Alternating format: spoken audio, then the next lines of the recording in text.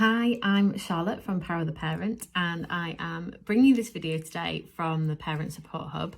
And it is a topic that I have been asked about a few times now, and I've been a bit resistant to do it, and I'll explain why shortly, but it is high time that I tackled it as a topic, and that is flexible working. The reason that I don't generally kind of produce lots of materials about it is because I don't want to exacerbate any problem about flexible working being seen as a parent only issue. And when your brand is all about being a parent in the workplace, it kind of can sometimes feel a bit conflicted. However, I also need to just realise that this is a big topic for parents, and I do want to be part of the conversation and help people. So here we are. This video is not going to be about things like policy and how to fill forms in and what you can and can't do. It's more about, it's a broader view really about some of the things that you might want to consider. I'm going to share with you some questions that you might want to ask, and some questions that you might need to be ready to answer. So hopefully that is helpful, and that's the kind of thing that hopefully just takes you a little bit beyond policy and into the realms of reality of when you're looking at flexible working. So first of all, I'm going to talk to you about some of the questions that you might want to be asking when it comes to looking at flexible working. The first question that you might want to consider is what can be managed locally and what needs to be more formal. One of the first things here around that I should have said actually around flexible working is that it isn't this kind of binary conversation about is it full-time or part-time. There are so many different shades that flexible working comes in, and it isn't always a case of it needing to be a really formal exercise. Regardless of the number of hours that we work or the things that are expected of us, we all have a working pattern within that.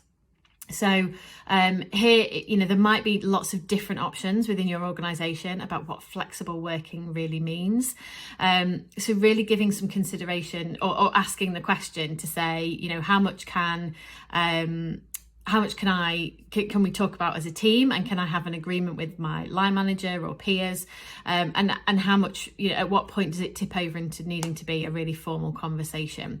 The watch out with managing things locally is obviously if a line manager moves on, you want to make sure that you've got your agreement there in place, however informal it might look, because you don't want somebody else to come in and immediately start ripping things up if something was working.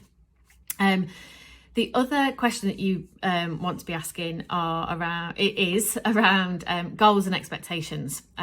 So what is going to be expected of you, and also, how does it fit with business needs? So not just a given that and this was my experience, to be honest, the first time I returned to work, I was applying for flexible working, which in hindsight actually wasn't that flexible.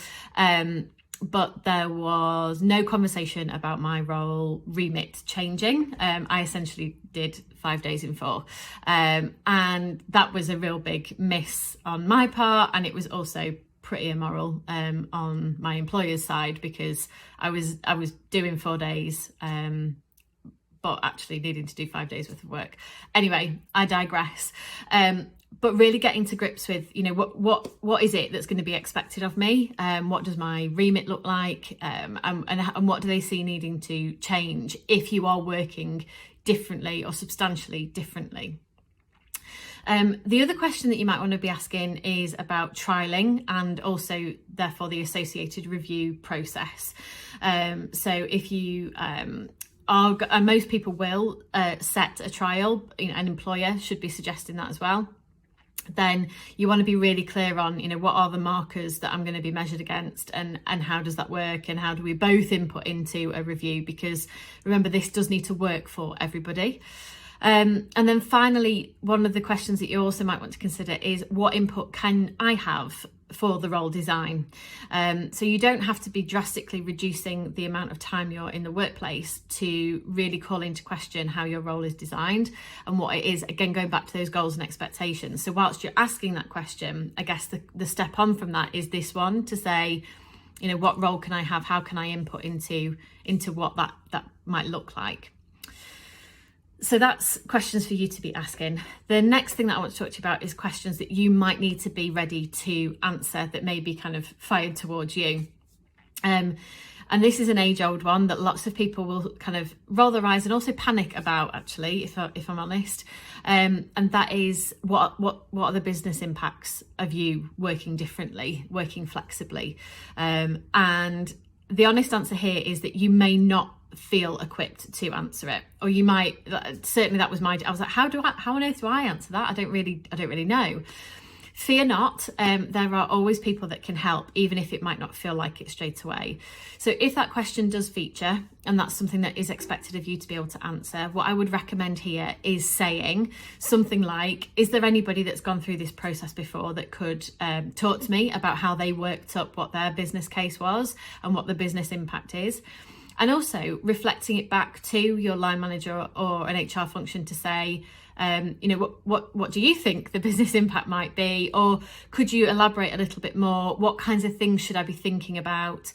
Because it is okay for them to be asking you, what's the business impact? But it doesn't mean that you have to have all the definitive answers. So if you have an idea of what the business impact is going to be, then brilliant, have that ready. But also don't feel like completely caught off guard if that's something that comes into it. It's totally normal for that to be asked of the person that is submitting a flexible working application. And you may also be asked this question, which is what are your non-negotiables versus your negotiables, or what are your needs versus your wants? So perhaps if you're kind of putting in a request for a few different changes, there might be some parts of it that your employer can accommodate and others that they can't. So if you can have a clear answer ready for that about, well, what can I give on? Is it hours? Is it days? Is it times being available? Certain shift patterns, whatever is, I guess, relevant to your line of work. But you may well get asked, what can you negotiate on? And then finally, the bit that I want to share with you are some reflections that you may want to consider. So these aren't, I suppose they're questions to ask yourself. These are not outward questions. These are things that you should just take a bit of time to take stock on. How do you feel about some of these? The first one, for those of you that know my work, probably won't be surprised about this, but I would reflect on the boundaries that you might need to have in place. So if you are looking for a different working pattern, how does that impact you and your family? How does that, where might you need to have a boundary in place over things like people getting in contact with you, or the way that you are going to structure your days, for example. I have a lot of people that will have a day where they're not working in the classic sense. I mean, being with your kids is absolutely work. But they will have a day perhaps where they actually don't want to be contactable, and they need to contract with themselves as much as with other people as well. So really reflect on the boundaries that you might need in place to make this a success for you. The other thing to think about and reflect on are your beliefs around flexible working. And this can sometimes feel a bit uncomfortable, but we're going to go with it because it is really important. Now, what I mean by this is, do you have a belief that working flexibly might stem your career, or that you become part ambitious, or any of those, I guess, cliches that are cliches for a reason, that you might need to be facing into? Because what we want to do is tune into those beliefs and see how, again, that might impact your mindset and how you feel about going into a new flexible working arrangement. What do you need to tune into? What do you need to kind of be able to push to one side? What might you need to kind of head off as an internal narrative that might kind of throw you? And then the other question to reflect on is, are there any risks in you doing this? So, and I mean that in the sense of, like, for example, are you likely to start overcompensating? So if you're working part-time, let's take that as an example, because it is probably one of the more common ones. I will hear a lot of my clients will say, I'm only working part-time, or I only work 3 days or 4 days, or whatever it might be.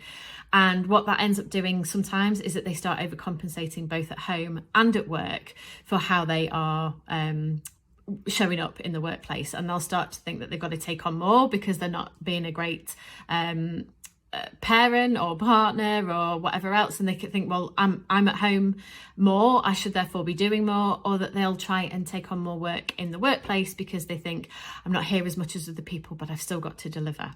So really consider about the risks, and your boundaries will help with some of that. But it is about having a really honest conversation with yourself to think about what are some of the risks of this, and not that you then shouldn't do it, but that you are aware of it and that you can almost put in a bit of a contingency plan if any of these things start to show up for you. So I hope that was helpful and it gave you some points of reflection and thoughts that you might need to put in place. And please do get in touch if you have any questions off the back of it. But good luck with any flexible working conversations that you've got coming up.